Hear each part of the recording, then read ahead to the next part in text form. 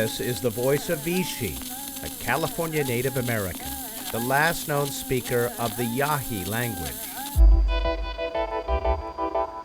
It was recorded over 100 years ago on a wax cylinder, one of thousands archived here at the University of California, Berkeley.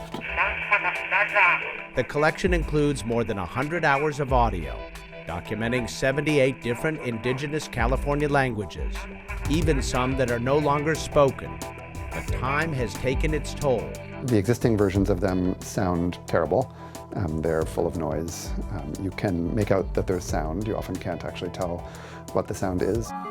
Berkeley linguist Andrew Garrett is part of a team working to save these rare recordings. I see what we're doing as creating the possibility of digital repatriation of cultural heritage to the people and communities where the knowledge was created in the first place, while still making it available for scholars. With support from the National Science Foundation, they're applying new optical scan technology to transfer and digitally restore the collection, even recovering audio from damaged or broken cylinders.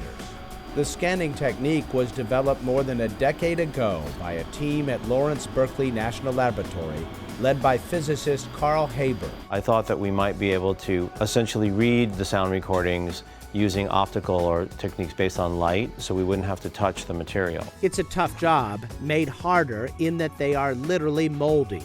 Project specialist Olivia Dill can see it on her computer screen. That's places where we think mold has eaten away and pulled out wax and caused these deep depressions into the surface. Consider this wax cylinder recording made in 1907 of a Yurok Indian named Domingo. Here's what it sounds like after being optically scanned and digitally cleaned up. I mean, of course, you can't understand it if you don't know Yurok, but you can actually understand it. That's what's amazing about this to me.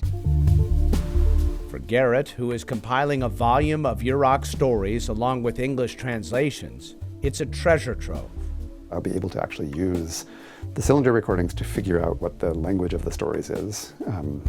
That, for a researcher, provides all kinds of information about sentence patterns, morphology, pronunciation.